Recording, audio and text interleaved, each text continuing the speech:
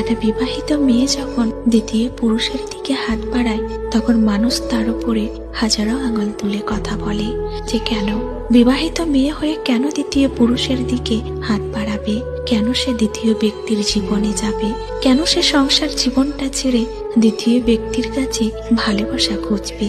তবে কি তার দেহের দীক্ষ মিটানোর জন্য?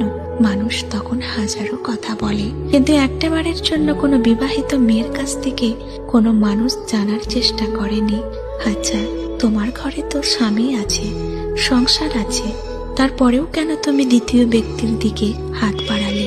এটা কোনো মানুষ জানার চেষ্টা করেনি।